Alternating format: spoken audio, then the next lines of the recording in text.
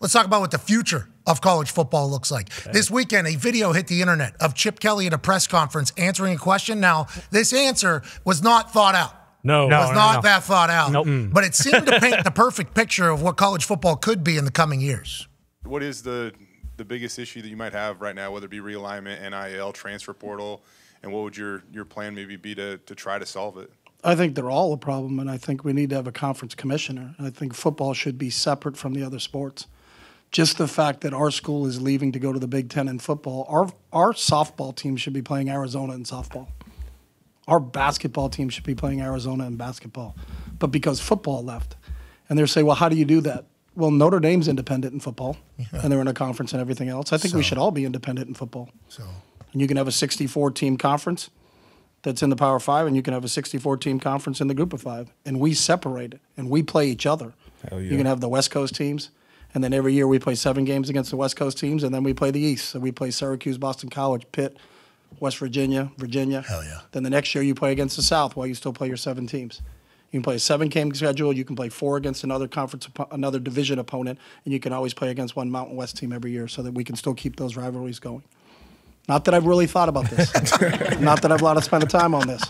But I think if you went together collectively as a group and said there's 132 teams and we all share in the same we all share the same TV contract, so that the Mountain West doesn't have one and the Sun Belt doesn't have another and SEC has one and they have another, that we all go together, that's a lot of games, and there's a lot of people in the TV world that would go through it.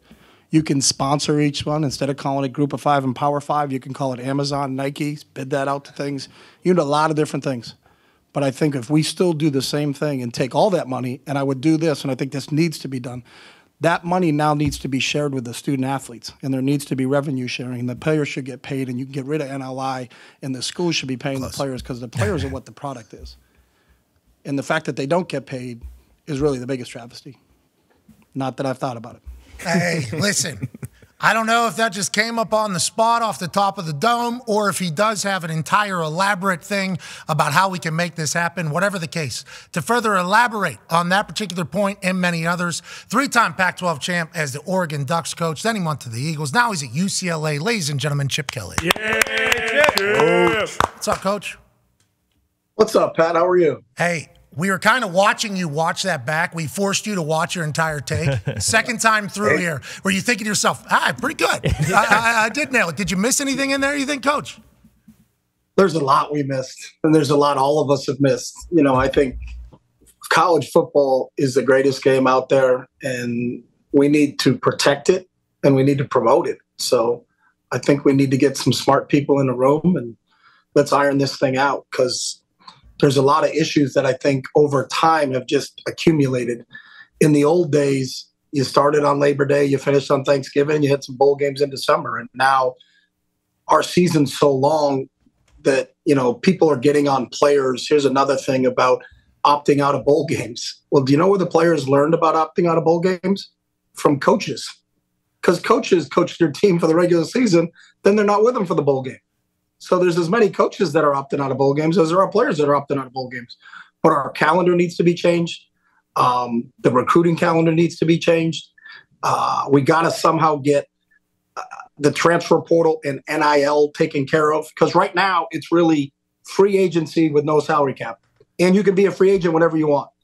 At some point in time, if this doesn't get changed, Pat, someone's going to transfer at halftime of a game and play for the other team in the second half. Coach, let's talk about because there are no rules. You know what I mean? Let's talk about some of that. The no rules thing, we've talked to Commissioner of the SEC, Greg Sankey, about this and many others. It's like the players are also signing deals that aren't good for the players as well. Like, obviously, quarterbacks are making a lot of money and everything like that, but there's other positions that are signing NIL deals, and some people are giving up like 20% of their forever career earnings to these agents that are representing them, and that all falls into the guidelines where agents have to at least be legitimized through a group of people so that they can make the proper deals. What do the contract structure look like normally so that everybody can kind of play in the same field? And then I think the big conversation to take away, and we talked to Matt Rule about this 2 weeks ago, it's like the coaches aren't even allowed to talk to the players about money. They have to talk to a third party that isn't even associated with the team, allegedly, not allowed to be associated with it. So, like, who has the best interest of what in heart? How do we make these changes, though, Chip?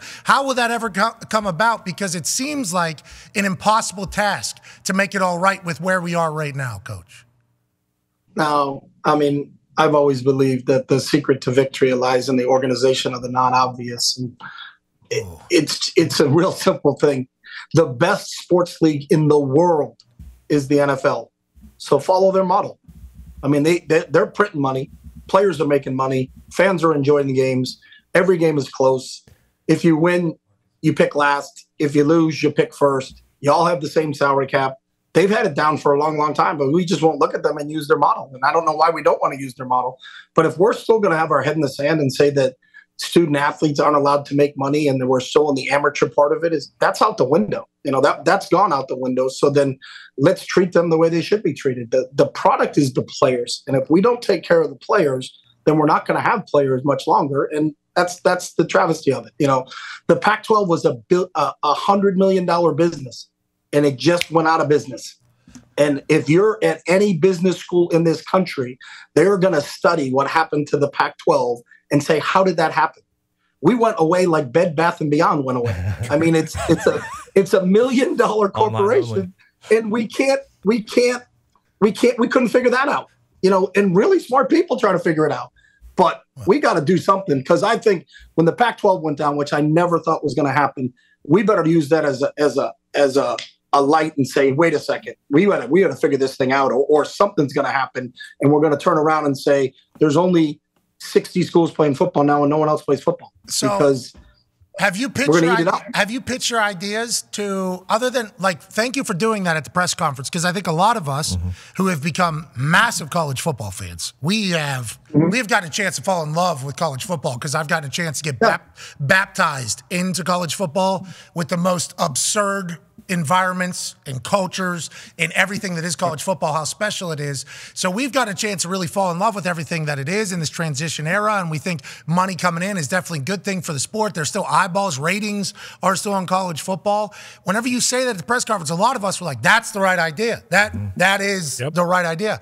Have you said this to anybody that, like, who would have to come together and do this? The commissioners of the conferences? Who would be the people that would make this ultimately happen, Coach? Yeah, I mean, the decisions are not made at the coaching level, nor should they be. I mean, we have jobs to do, but I think coaches should be consulted. You know, we'd be in league meetings and they bring up a subject to the coaches, and we would vote, and then we present it to the athletic directors, and then they would present it to the presidents, and the coaches vote 12-0, the ADs vote 10-2, and the presidents vote 0-12. And so we don't do it because they decided they didn't want to do it. You know, I think the streamline through the NCAA isn't the way it should be, you know, and the NCAA has to govern so many schools. You know, I started off my coaching career at Johns Hopkins University in Baltimore, an unbelievable school, great Division III school, plays in the national playoffs, and but they have the same rules that we have. They're in Division III and we're in a Power 5. There's a difference between UCLA and Johns Hopkins, and now both really good medical schools, but a little different on the football field. And I think they try to do it for the whole, and I understand that. But you have to understand, even in our sport is different at Division II, Division III, Division I than the other sports. So why can't we break away? Oh, it's different. You know, Pat. Yeah. I mean, so why can't we break away? And why aren't we independent? And the fact that that everybody does everything together, the realignment thing just blows my mind. Like, football is going to go play in the Big Ten. Why do the rest of our teams have to go play in the Big Ten? You know, there's so many traditions. As I said, our softball team is off the charts. They're unbelievable. They've won multiple national championships. They have a historic rivalry with Arizona. And now they're not going to play Arizona anymore because football left. Like, that just doesn't make sense. And when things don't make sense, that's when I say something. But I don't have all the answers. And I just threw that out there. You know, I drive to work every morning really early, and I think about a lot of things. And that's where that came from when I was thinking about it. So I don't think it's really hard. I think it's logical. You have 8 divisions instead of like the NFL, but instead of 4 teams in it, you got 8 teams in it. You know, the scheduling in the NFL, you know that, Pat. You know who you're playing 7 years from now. you're playing the NFC East and you're playing the AFC South, and then you finish whoever finished first. It's all logical. It's math, and it's easy math because I'm not a math guy, but that's easy math. I think it's very simple answer. Are they willing to do it? And do they want to keep everybody together in this whole group and say this? But I think for it to work and for us to protect this game and promote this game, that football should be separate. And the rest of the conference realignment, they should go back to where they were. There's a whole full conversation about Title IX that would have to take place and who would fund all those other sports. But if the schools are making money off their football teams. No. We'll fund the sports. That's what I'm saying. If the schools are making money off of this thing, they should be able to allocate the funds to supply the rest of the athletic department. And you brought up a good point, I think, whenever you were giving one of your answers. It's like TV networks are going to want this now if everybody's in there. Because if you're able to get the Big Ten goods against SEC goods, here we go. You know, if you're able to schedule that throughout the year. Now, with the playoffs being what the playoffs are, where you earn your way in, it's a much different conversation than if it was a 4-person playoff where there had to be conversation about losses because why are you going to schedule it? It's like everything kind of gets regulated, and I assume the money would be in abundance for everybody as opposed to just some people. There's a ton of money out there, and I think if we went to the TV people with all of us together as a collective group, you have 64 teams as opposed to 12 in this conference and 12 in that conference. The Pac-12 dissolved because they weren't going to get the same money as the Big Ten and the SEC. If all 5 of those schools went together and said all 5 of those conferences went together to the television people and said, what is that worth? I think it would be equitable for everybody. And I think you would still take that money. Right now, we're supposed to get $75 million from the Big Ten. That money still goes to the UCLA athletic department, and they distribute that out through all the other sports, and we understand that. And I think you can do that. I think you could make more money for each school if we all went together. That's 32 games a weekend as opposed to 16 games a weekend in the NFL. The ad space is there. You know it is. Everybody wants to be involved in live sports because you can't fast forward to a commercial. What you say? What did you say? You said we can do Amazon, we can do Apple, we can do that. You can do whatever you want. Yeah, you can look at the conferences. Let's sponsor. Pat, you got cash. You sponsor one of the conferences. No, but I've talked to all those people that do have cash, and you're 100% right. Like, that's why I was so flustered by the Pac-12, by some of these schools not being able to make a deal. It's like, I literally just talked to, before the ESPN deal took place, I talked to all the platforms I think that they were probably talking to, and it's like they are yearning for sports right now. Every platform is yearning for sports because they know if you get a pay-per-view type event with a fight or something, that's going to get people to your platform. If you get a live event, you're going to get their fans to your platform. Then it's like on you to keep them there. That's kind of everybody's game. Like we're trying to get you to our platform, and then we're going to supplement that with more content and programming, hopefully to keep you on our platform longer. It's like they got a lot of money to do that. These people are worth trillions at this point. It's like there's money out there. I think that's why when I listened to what you said, I was like, yeah, this feels like the right play. I think we all kind of agree with you there. Yeah, and I again, it's such a great game, and we need to protect it and promote it. And it's, but the problems, and I think they're getting more amplified now because we don't live in the information age. We live in the information overload age. But I'll tell you a quick story about bars. That's you thinking in the morning right there. Yeah, that's you driving to work. Too much information. It's information overload. That's awesome to think about that. There was a player at West Virginia. This is a true story. At West Virginia, they played Lafayette in football. After the game, he stayed and played for Lafayette the next week against Penn. What? True story. When? Do you know when that happened? Penn? No. In 1896. His name is Fielding Yost. So this has been going on for a long time. Fielding Yost played at West Virginia. They played Lafayette. Let's go, Mountaineers. He stayed at Lafayette. They played Penn the next week and beat Penn. And Penn was up in arms on why did this guy from West Virginia play against us? Because there was a transfer portal way, way back then, over 100 years ago. He then went on to win 6 national championships as the coach at Michigan and become the athletic director at Michigan and one of the forefathers of the NCAA. And he was involved in transfer portal in 1896. Go look at Wikipedia. You can look it up because that's where I learned it. Holy hell. Whoa. This guy would be going to be a dog, too. Yeah. I mean, I don't like the fact that he just said, I don't want to go home with the West Virginia boys. Obviously, he feels like he went back to West Virginia after he played against Penn. Then he went back to West Virginia. Oh, he just had a gripe against Penn. They didn't let me in. Yeah. You guys got them next week. Let me do a week of prep here. Let me go ahead and help this entire thing out. So when people talk about problems, this stuff's been going on forever. But I just think We need some smart people to just say, hey, what are we doing? And let's do it. And there are so many. I think Gene Smith at Ohio State, who's retiring, is one of the smartest people I've ever had a chance to talk to. And I think he loves football. I would ask him if he can help. I think Greg Sankey is the premier commissioner right now. He has the most skin in the game. I would get him in there. And then I would also get coaches involved, because I think coaches can tell you about what it's like on the ground level. And really, I think sometimes the coaches don't have answers. And I think there's some people like David Shaw, Chris Peterson, David Cutcliffe.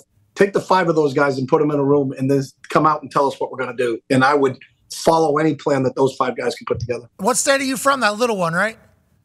I'm from New Hampshire, yes. Yeah, little baby one. They should put your dumb ass from New Hampshire in there, too. You know what I mean? Sounds like you got some great ideas. I do not. I'm an idea guy. I'll throw ideas out there, but I got a lot of work to do. We got. Oh yeah, I got a meeting. We got meetings, football, all that other stuff. So hey, figure it out. Now this is what we need, but figure it out. This is what we need. Figure it out. I hope it happens. Genuinely, I do, because it sounds like I really do. Yeah, me too. Who knows who will be able to get it done, but hopefully somebody will be, because you got other stuff to do. Obviously, let's talk about the other stuff that you do in coaching. We have some questions for you, if that's okay. Yeah. Yeah. My man, Darius Butler has a question for you. We finished our bowl game, so I got time. Hey, how'd it go? We won. How'd we do that? We beat Boise. Okay, congrats. We beat Boise on Saturday. So. Hey, way to go. Was that the LA Bowl? That was the Gronk LA. Yeah, that's it. I have no idea how to do Zoom, so this has been up on my Zoom for 4 weeks. I messaged him. I said, hey, your video that came out of the press conference, awesome. Incredible. Need to talk about it. Can you point me in the direction of the person that sets up your interviews and everything? I don't have that person. All right. All right, so can I have you? Will you come on the show on Tuesday at 12:20?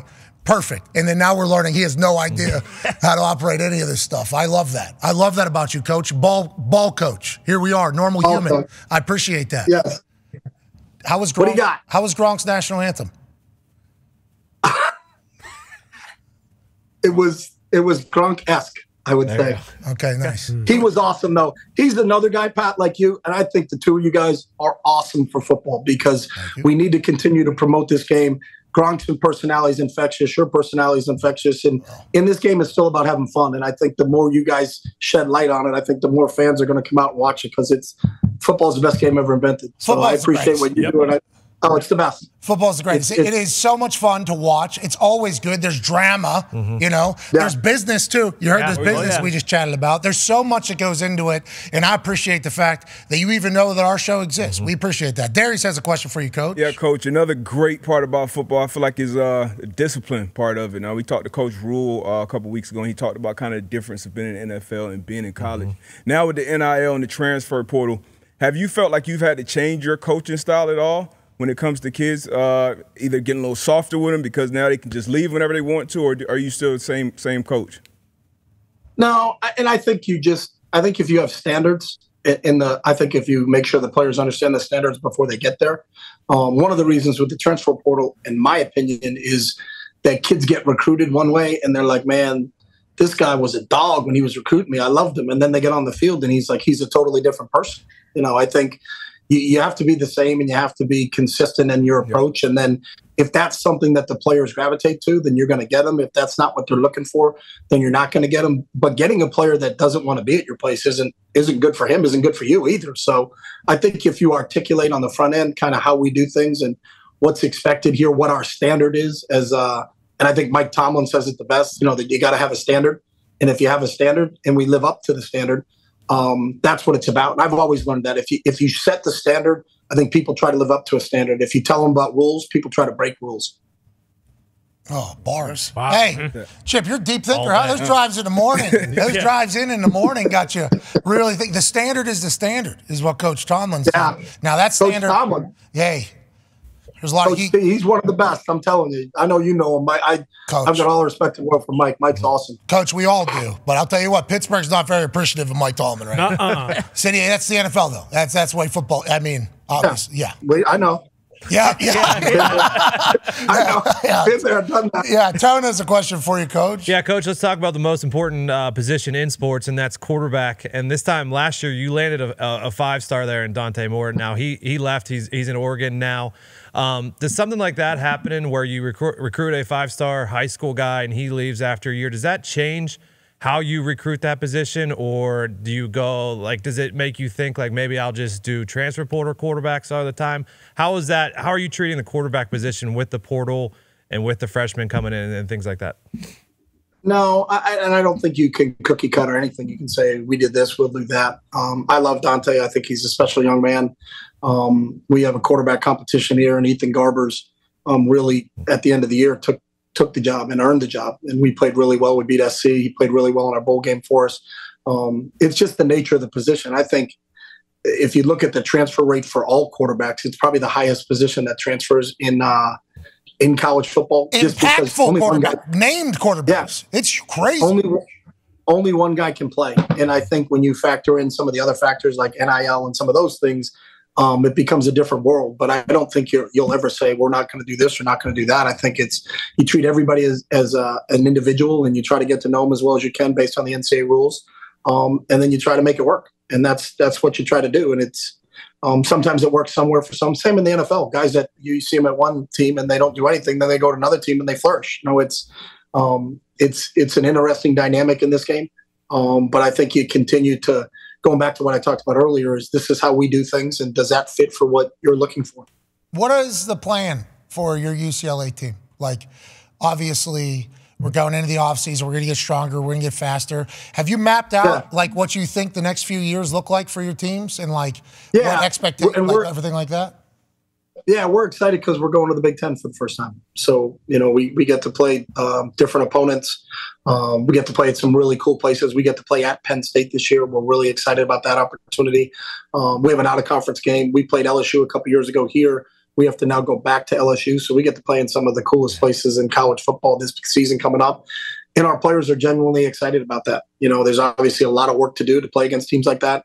But it'll start for us on January 8th when we get back for winter quarter. Our kids are off on break now because we played on Saturday. So we'll hit the ground running when we get back here on January 8th and prepare for the 24 season. Enjoy that break, boys. Mm-hmm. Enjoy that break, boys. Because if that January 8th start is anything like what it used to be like, we're right back in it. Oh, buddy, we are hitting the ground running a lot. We are hitting the ground running a lot. Ty has a question for you, Coach. Coach, I'm curious with NIL now, like LA used to always be such a major selling point, I feel like, when you would get guys from, the Midwest or wherever it may be because of, the weather and all that kind of stuff. Has it almost turned into, I don't want to say a detriment, but a little bit tougher because of the, I don't know, maybe like the expectation with Hollywood being right there and like guys coming in kind of expecting a certain thing in terms of what they're owed money-wise? Like, have you noticed that at all with your time at UCLA or not really? Yeah. I mean, there are programs in college football that are like the New York Yankees, and there are other programs in college football that are like the Pittsburgh Pirates. And it's, you just have to adjust. Coach. Watch it, Jim. You just have to adjust. No, I'm just, Pat, do the Pirates have as much money as the Yankees? Well, we don't know. The owner doesn't spend it. Were the Pirates involved with Juan Soto? No. Okay. Because they can't afford that. So I think everybody understands, no matter where you are, what are the rules of engagement based upon the school that I'm at, and then you adjust. But I will say this about, and I like this all the time, there's no crying on the yacht. Like, we're coaching Power 5 football. Like, we got to figure it out. Our job is to come up with solutions to figure out, no matter what the situation is, if this school has different than we have, that we don't really concern with that. Right. I think if you build your program on strong principles, the right guys will find you. Well, Coach, we appreciate the hell out of you joining us on this glorious Tuesday. What's the rest of the day look like? What do we got the rest of the day? Hypothesizing? More ideas? We got more ideas? No. We're working. We got a lot of transfer portal film to continue to go through because kids keep coming into the portal every single day. Signing day is tomorrow. We got to just make sure all of our kids will get their stuff in tomorrow morning and prepare for that. And then our coaches will have a little bit of time off for Christmas and New Year's, and then we're right back in the office. So. All right, well, good luck with signing day. Good luck with the transfer portal. Good luck this offseason with winter workout. And we appreciate the hell out of your brain. Ladies and gentlemen, Coach, the UCLA Bruins football team, now in the Big Ten. Mm-hmm. Chip Kelly. Yeah, Chip.